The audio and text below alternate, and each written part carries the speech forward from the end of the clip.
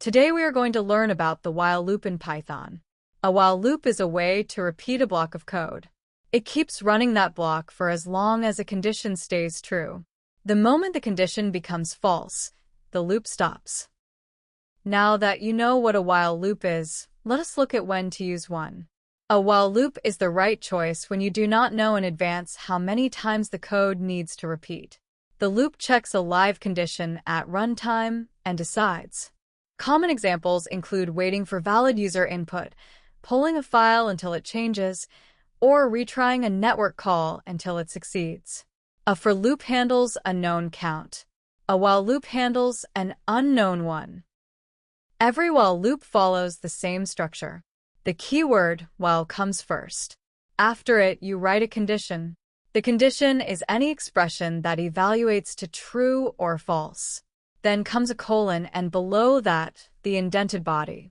Python uses the colon and the indentation to know where the loop body begins. Without the colon, Python will raise a syntax error. Here is exactly what happens each time a while loop runs. First, Python reaches the while keyword and evaluates the condition. If it is true, Python runs every line in the indented body. After the last line of the body, Python jumps back up and checks the condition again. This repeats until the condition becomes false. At that point, the loop exits and the program continues. Now we will build a while loop from scratch, one line at a time. The first thing we need is a variable to track progress. The name count holds a starting value of 0. This line runs before the loop begins. With count set to 0, we can now write the loop header. The keyword while comes first. Then we write the condition, count less than 5. This means the loop will keep running while count is below 5. The colon at the end tells Python that the indented body is about to begin.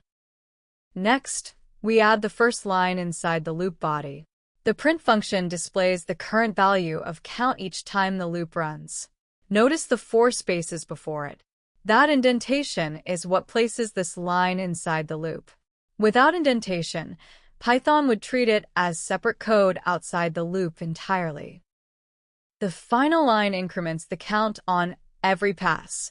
With the increment in place, count grows by 1 each iteration until it reaches 5. Every while loop depends on one rule. Something inside the loop must change the condition. If nothing changes the variable the condition checks, that condition stays true forever. The result is an infinite loop. A program stuck in an infinite loop will never move on. Sometimes a while loop runs without ever stopping. This is called an infinite loop. It happens when the condition never becomes false. A common example is writing while true with no exit condition inside. The program keeps printing and never moves on. The processor stays fully occupied, the application freezes, and you have to force quit the process to stop it. The break statement gives you a way to exit a loop before the condition becomes false. When Python hits break, it leaves the loop immediately. It does not go back and check the condition again. It jumps straight to the first line after the loop. Break only exits the innermost loop it is inside, and it also skips any else clause attached to that loop. Now we will build a break statement, example one line at a time. The first line sets count to 1. Next we add the loop header. The condition is count less than or equal to 10. Without a break, this loop would print every number from 1 to 10. The loop body checks whether count equals 5. When it does, break fires and the loop exits. The print and increment lines only run on passes where count is below 5. The output shows 1 through 4. The continue statement is similar to break, but it does not exit the loop. Continue skips the rest of the current pass and jumps straight back to the condition check. The loop keeps running. Break stops the loop entirely. Continue only skips one iteration. Now we will build a continue example one line at a time. The first line sets count to 0. Next comes the loop header. The condition is count less than 6. Without any skip logic, This loop would print every number from 1 to 6. The first line inside the loop body increments count. Placing the increment here before the skip check is deliberate. If continue fires on the next line, count has already gone up. That means the loop condition will still eventually become false. Without this ordering, a continue could trap the loop forever. The skip check comes next. When count equals 3, continue fires. Python jumps back to the condition immediately. The print line is never reached on that pass. The output shows 1, 2, 4, 5, and 6. 3 is missing because continue jumped over the print call on that iteration. A while loop can have an else block attached to it. The else block runs once, after the loop finishes naturally. Naturally means the condition became false on its own. If break exits the loop early, the else block is skipped entirely. Most loops do not need an else. It is most useful when you need to confirm the loop completed without interruption. The else block has 3 possible scenarios.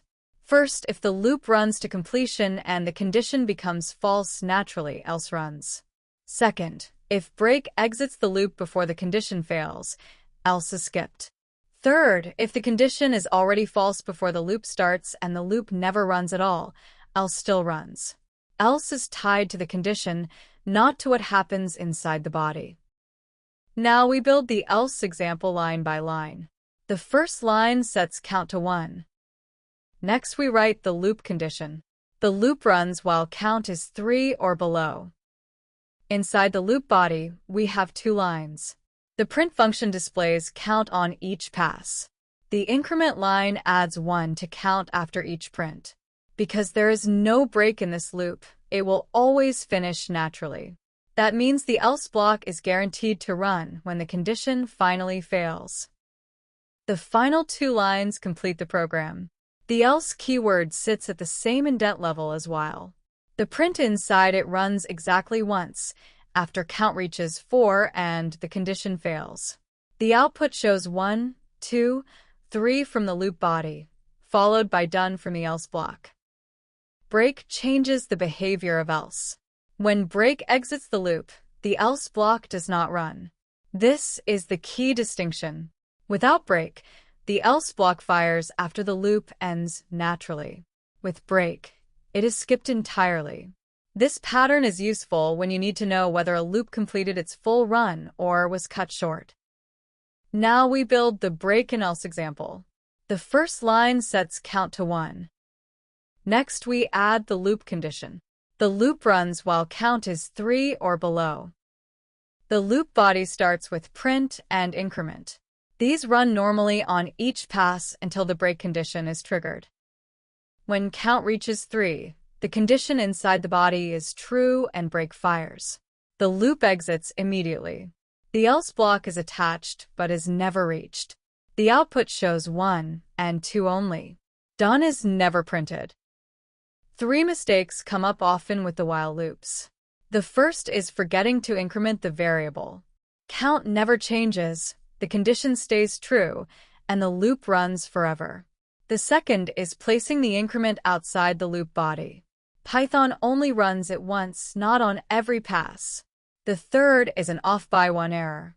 The starting value or the condition operator is slightly wrong, and the output range is shifted by 1.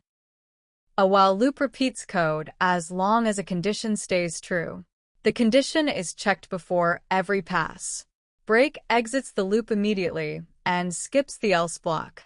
Continue skips the current pass and jumps back to the condition. The else block runs once after a natural exit.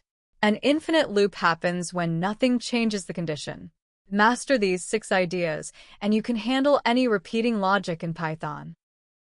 Thank you so much for watching this tutorial.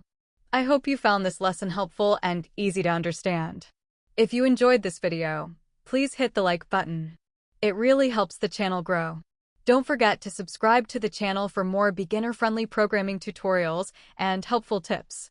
Feel free to comment your questions or thoughts below. I love hearing from you, and I try to respond to every comment. And don't forget to hit the bell icon so you get notified whenever I upload new videos. See you in the next lesson.